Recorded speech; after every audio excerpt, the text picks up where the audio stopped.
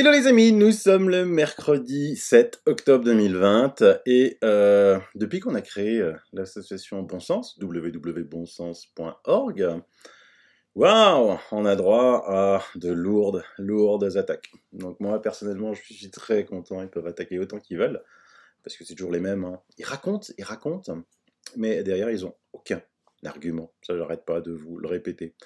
Mais par contre, évidemment, ils ont la puissance, ils ont les médias, les gens qui les écoutent, et ils s'en donnent à cœur joie. Mais nous, ça veut dire qu'on a tapé dans le mille avec cette association et que l'on dérange. Et moi, ça me rend heureux. J'ai entendu qu'il y en a qui disaient ouais, Sylvano, il répond pas. Mais attends, je suis vraiment désolé. Mais alors là, on est monté, je crois que je suis monté à peu près à 1000 messages par jour. Que ce soit email, coup de téléphone, SMS, messages sur les réseaux sociaux, et je compte même pas les commentaires que vous me laissez sur mes vidéos. Donc vous comprenez que je ne peux pas répondre. C'est pas vrai que je ne fasse que ça. Et c'est hélas pas possible. Mais je vais vous montrer un petit peu ce qui se passe sur la télé, là, sur BFM, hier soir. Et ce soir, j'ai choisi de vous présenter quelqu'un. Elle s'appelle Martine Vonner, députée du Bas-Rhin, psychiatre de profession. Elle vient de réaliser une sorte de grand chelem à l'Assemblée nationale. Grand chelem, c'est ironique. Dans ma bouche ce soir, 3 minutes d'intervention où tout ou presque est faux. Vous avez vu? Le premier de la classe, le ton assez vif. 3 minutes où tout est faux. Une gonzesse à côté qui rigole. Et quelqu'un qui dit, qui va intervenir après, ou folle. Ou folle. Donc, aucun contradicteur sur le plateau, c'est normal, ils peuvent pas en avoir, parce qu'ils vont raconter que des fake news. Et puis, ils commencent, évidemment, avec l'histoire que je vous avais racontée hier, que le CDC avait dit américain.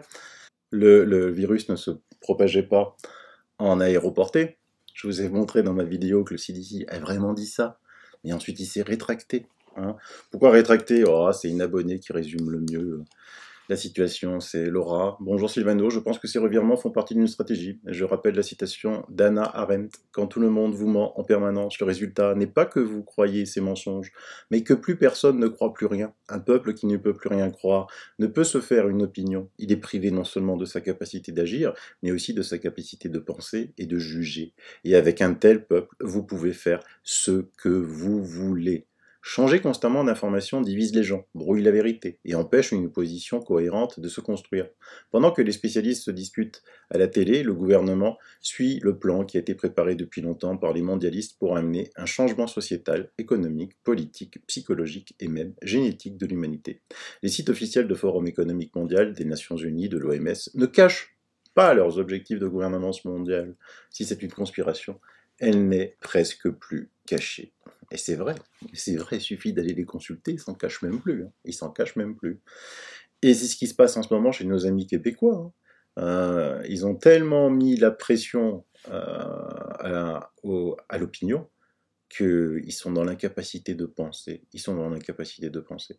Moi, j'ai discuté un petit peu avec Eric Daoust, un lanceur d'alerte québécois. Il dit Sylvano, les gens, on ne peut plus les raisonner. On ne peut plus les raisonner. Donc, pour le CDC, eh ben, elle a eu tout raison. Hein, Martine, elle a eu tout raison. Et puis en plus, hier, je vous ai présenté dans mon émission les études. Mais ça, ils savent pas ce que c'est une étude, hein, les journalistes, surtout de BFM. Ils ne savent pas qu'il y a 129 études qui sont publiées maintenant, montrant l'efficacité de l'hydroxychloroquine. Eux se sont arrêtés à la fausse étude du Lancet. Allez, une étude qui est parue dans le Lancet. Le Lancet a dit non, on s'est gouré. Voilà, il va falloir faire des poursuites judiciaires sur ça, mais ils se sont arrêtés à ça. Mais même la haute autorité scientifique française s'est arrêtée à cette fausse étude du Lancet. Hein. Et donc il ne va pas chercher plus loin, parce qu'il dit dans la démonstration, moi j'ai été chercher sur Google, il suffit de taper CDC. Ouais, c'est ça. Mais maintenant, ça va devenir plus grave. Bien sûr, quand on est concentré dans le métro, je ne suis absolument pas anti-masque, surtout si la personne elle-même est malade, elle protège les autres, que ce soit, j'allais dire, même d'un simple rhume, elle va protéger les autres. Donc ça, oui, dans le transport en commun ou dans une salle où les personnes sont très très proches les unes des autres. Par contre, porter un masque en permanence, y compris en milieu extérieur, est tout à fait inutile. Christophe Rapp, par où commencer? Je crois que c'est édifiant et malheureusement, je crois que des propos aussi irresponsables venant d'une élue de la République, ça questionne sur le fonctionnement des institutions. Bon, on la connaît bien, elle s'est illustrée depuis le début de la crise, la crise Covid. Ce qui est embêtant, c'est que ça vient alimenter les théories complotistes et ça vient mettre une cacophonie que les médias, bien sûr, relayent bien sûr à outrance, et ça vient fausser nos messages pédagogiques vis-à-vis de la population. Ça participe à la défiance, et là, on est dans une crise très complexe. On va aborder bientôt la vaccination de la population. On a besoin de l'adhésion de la population, et ce type de propos, ça vient bloquer les messages collectifs. Alors, venant de quelqu'un qui est à l'Assemblée nationale, c'est inquiétant. Là, c'est très grave. Là, c'est très grave. Parce que d'abord, on dit quelqu'un qui est élu. On parle de quelqu'un qu'on a élu démocratiquement. Et lui, il dit c'est pas possible que quelqu'un qui soit élu tienne ces propos-là.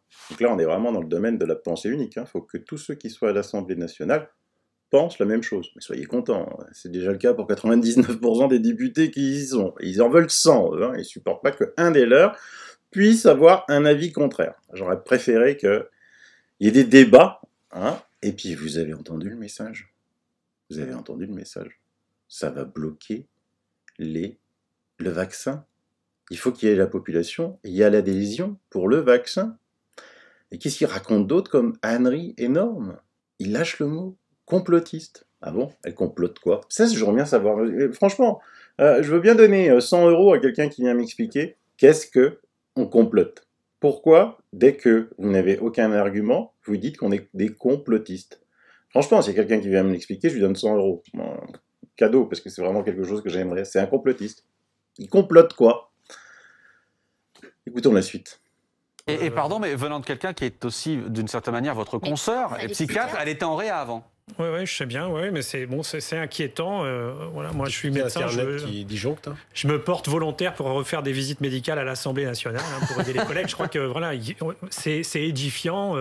J'aimerais bien que le président de l'Assemblée nationale la convoque et dise quelque chose, parce que oui, c'est ça. C'est vraiment, on manque d'autorité en France, ça on le sait, mais là vraiment c'est pas entendable malheureusement. Mais non, mais c'est là, je suis entièrement d'accord avec vous, professeur, c'est que personne ne l'a interrompu, on l'a laissé déployer en fait son argumentaire comme ça. Alors là, il y a 3 minutes, effectivement, où il n'y a pas d'interruption. Je vous l'accorde. Il y avait peu de monde dans l'hémicycle à ce moment-là. La discussion, on était en pleine nuit, il y avait peu de monde pour l'interrompre. Mais effectivement, elle a pu dérouler ce discours-là. Bruno, je ne sais pas comment vous réagissez face à ces images. J'ai envie de dire, puisqu'elle a été fait partie de cette cuvée des députés dont certains ont été désignés ou se sont inscrits sur Internet. Oui, il y a quelques. Elle a démarré en politique en 2017. Il y a eu. Elle fait partie des primo-élus. Il n'y a hélas pas eu que des bonnes pioches. Juste une chose, je ne sais pas si on peut revoir l'image de nos reporters qui ont retrouvé aujourd'hui Martine Voneur à l'Assemblée, et on la voit porter non pas un masque, mais une visière de protection transparente. Est-ce que ça, c'est homologué, professeur? Est-ce que c'est efficace? Non, c'est justement un des moyens de protection qui n'est pas validé et qui est souvent porté par des gens qui n'ont pas une adhésion très forte aux mesures de protection classiques avec le masque chirurgical. Pour vous, c'est un signe de reconnaissance? Oui, un peu, oui. Donc, en fait, en résumé, on comprend bien ce qu'ils disent. Ils aimeraient bien qu'elle soit convoquée et qu'on la fasse taire. Et en fait, ils font l'apologie d'une dictature. J'appelle ça une dictature, on ne peut plus avoir d'avis. Et donc, ils terminent en roue libre, sûrs de tout savoir. C'est des sachants, ils savent, sur la visière. La visière, non, on n'est pas homologué. Ah ben alors là, c'est la seule chose juste qu'ils ont dite. Elle n'est pas homologuée. Et on se demande bien pourquoi. J'ai déjà fait une émission pour vous comparer la visière avec le masque, et la visière est largement supérieure au masque. Parce que les gens qui portent un masque, et tous ces journalistes qui n'ont pas fait d'études, ce petit médecin, je ne sais pas qui c'est, qui lui pense que le masque, c'est bon. Donc hier, je vous ai déjà montré des études scientifiques qui montrent que le masque n'a aucune efficacité contre la grippe, le virus de la grippe étant plus grand que le virus du Covid. Vous imaginez l'efficacité contre le Covid. Mais en plus, la visière protège beaucoup plus que le masque. On va aller voir ce qu'écrit notre ami Jean-Michel Wendling, spécialiste prévention santé au travail, toxicologue, risque biologique. Donc, l'écran facial type EN166 ou assimilé est utilisé dans sa fonction écran anti-projection de salive émise par son porteur. Il protège les autres en agissant à la source. Des chercheurs de la School of Engineering, University of Edinburgh, ont utilisé de l'imagerie Bose pour étudier le flux d'air éjecté lors de la respiration, la toux. L'analyse en cohérence avec nos travaux montre que l'écran facial est supérieur au masque chirurgical, qui fuit massivement. Vous lisez bien là les journalistes de BFM et le petit médecin là de BFM et la petite nana et l'autre qui fuit massivement sur les distances de projection, la vitesse de projection. Particulièrement efficace sur les personnes placées devant soi ou sur le côté. Aucun flux visible contrairement au masque. Le flux va vers le bas. Ce modèle doit être porté avec un angle rentrant inférieur à 90 degrés. Pas indiqué si je dois dresser une assiette ou servir des clients assis. Un dispositif pas cher et utilisable qui protège les yeux, empêche de se toucher le visage, confortable, facilement utilisable par les enfants, seniors, adapté aux personnes sourdes et leur entourage. Vous vous rappelez aussi que je vous ai laissé une étude hier qui montrait que les porteurs de lunettes avaient 5 fois moins de risque d'attraper le Covid. Et donc l'étude, je vous la mets, comme d'habitude dans les sources, je vous mets toutes les études, elle est très complexe. Le virus SARS-CoV-2 est principalement transmis par des particules de liquide chargées de virus éjectés de la bouche des personnes infectées. Ça, c'est la supposition, parce que je vous ai aussi montré une étude hier qui montrait des chanteurs professionnels dont 2 étaient infectés, étaient malades avec le Covid, puisqu'ils étaient positifs à des tests à 23 cycles, donc ça veut dire qu'ils étaient ultra positifs, et qu'on a aspiré toute l'air, et qu'on n'a trouvé aucune trace de SARS-CoV-2. Mais donc, ils partent de l'hypothèse personne infectée, parce que là aussi, cette hypothèse-là, personne ne l'a vérifiée. Maintenant, les études sortent, et elles ne sont pas. Mais on va rester dans l'hypothèse que ça sort de la bouche. Dans certains pays, il a été demandé au public d'utiliser des masques pour atténuer le risque de transmission du virus. Pourtant, leur efficacité vers l'extérieur n'est pas établie. Nous avons utilisé une technique de Schlieren, orientée en arrière-plan, pour étudier le flux d'air éjecté par une personne en respirant tranquillement et fortement, en toussant, et avec différentes couvertures faciales. Nous avons constaté que tous les couvre-faces sans soupape de sortie réduisent le débit avant dans le jet de plus de 90%. Pour les masques FFP1 et FFP2 sans soupape d'expiration, le débit avant ne dépasse pas respectivement 1 demi-mètre et 1/4 de mètre. Les masques chirurgicaux et faits à la main et les écrans faciaux génèrent plusieurs jets de fuite, y compris des jets intenses vers l'arrière et vers le bas, qui peuvent présenter des dangers majeurs. Nous avons également simulé une procédure de génération d'aérosols et nous avons montré qu'il s'agissait d'un risque majeur pour les cliniciens. Ces résultats peuvent aider les décideurs à prendre des décisions éclairées et les développeurs de pays à améliorer l'efficacité de leurs produits dès la conception. Et alors là, maintenant l'étude, vous allez voir, elle est vraiment complexe, mais c'est d'imaginer, c'est des hautes études. Donc ici, par exemple, à gauche, c'est tout dispersion du flux d'air contenant avec un masque FFP2. Donc vous voyez, même avec un masque FFP2, vous pensez que vous êtes ultra protégé, mais pas du tout. En fait, il suffit de réfléchir. C'est pas parce que vous avez un masque, vous voyez bien que vous rentrez de l'air et vous sortez de l'air, sinon vous ne respirerez pas. Vous serez en train de mourir, asphyxié. Donc cet air, il est chargé de virus. Il faut pas. Je vous ai aussi raconté l'histoire d'un ami là qui faisait du plâtre, qui pensait du plâtre, et qui était en train d'avaler des poussières de plâtre. Il s'est dit, mais attends, je suis bête, moi j'ai plein de masques à la maison, je vais l'utiliser. Donc il a mis un masque chirurgical. Quand il l'a enlevé, il était tout blanc. Il était tout blanc. Et c'est du plâtre. C'est beaucoup plus gros que le Covid. Et donc, vous voyez le masque, comment les flux d'air s'éjectent du côté des yeux, du côté en face, derrière, énormément derrière aussi. Et ensuite, évidemment, on attaque les études avec les masques chirurgicaux. Alors là, c'est open bar. Open bar, il y en a de partout. Mais, quand on étudie les flux d'air avec les visières, et donc, vous avez les résultats des tests ici, voilà. Donc ici, en haut, masque, sans masque, chirurgical, et ce qu'on appelle les face shield, c'est-à-dire les visières, eh ben, elles sont une protection supérieure aux masques chirurgicaux, et même aux masques FFP2.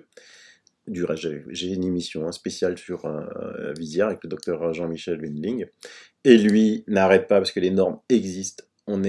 La norme française sur les visières, là, elle est la plus forte au monde. Ils n'arrivent pas à la faire agréer. C'est les seules choses vraies qu'ils ont dites. Ils n'arrivent pas à les faire agréer. Les études sont là, elles sont indéniables, mais ils n'arrivent pas à les faire agréer.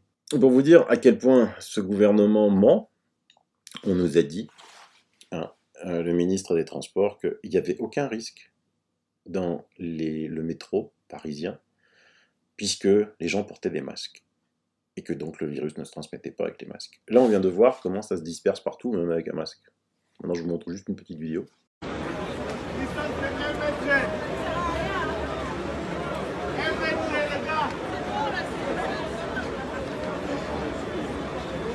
Bien, et des vidéos comme ça, du métro parisien, des facs surbondés. Il y en a plein sur le net, il y en a plein sur Twitter, franchement. Voilà. Donc maintenant vous savez tout, et vous savez des moyens utilisés par les médias fake news. Ils invitent 4 personnes, aucun contradicteur, et ils balancent. Invitez-moi, je serais ravi, moi, de venir discuter avec vous. Hein, mais ça, vous osez pas trop, quand même, hein. Alors, dans les séries des bonnes nouvelles, l'OMS, ça va faire plaisir à YouTube, l'OMS, 10% de la population mondiale pourrait avoir été infectée par le virus. Donc, tout un article, donc ils disent que 10%. Bah, c'est une bonne nouvelle, ça veut dire qu'à peu près 780 millions de personnes ont été infectées. Donc, les décès dus au Covid dans le monde, c'est à peu près 1 million, le taux de mortalité, c'est à peu près 0,13%. Voilà. Donc, en fait, le professeur Raoult avait raison dès le départ en disant que c'était moins pire qu'une grippe. C'était une grippette, 0,13. Mais oui, hein, parce qu'il ne faut pas compter les cas positifs, hein, ils sont pas malades, hein, rassurez-vous. L'énorme majorité vont bien. Et puis du reste, bah voilà, nombre de décès par jour jusqu'au 21 septembre 2020 en France. En jaune, vous avez 2020. En rouge, vous avez 2019. En bleu, vous avez 2018. Alors vous avez ce pic là, effectivement, en 2020 cette année, en mars, mais je vous rappelle que autour de ce pic, en mars, c'était pas un problème lié au Covid, c'était un problème lié de place de réanimation. C'était lié au fait que le gouvernement n'a pas su protéger les personnes âgées dans les EHPAD. C'est lié au fait qu'on a interdit aux EHPAD, aux personnes qui étaient aux EHPAD et malades, d'aller à l'hôpital. Vous avez bien vu, vous vous rappelez encore de ces images, de ces infirmières en pleurs qui devaient choisir qui soigner, qui pas soigner, enfin qui sauver, qui pas sauver, je sais pas vraiment qui soigner. Et donc, les personnes âgées n'ont pas pu aller. Vous vous souvenez que récemment, il y a eu une erreur de 130 personnes, 130 au niveau statistique. Ah oui, 130 personnes se sont rajoutées parce que c'était dans une EHPAD de l'Essonne où on avait oublié de comptabiliser depuis juillet. Enfin, je sais pas, moi j'ai quelqu'un dans une EHPAD, j'apprends qu'il y a 130 morts depuis le mois de juillet.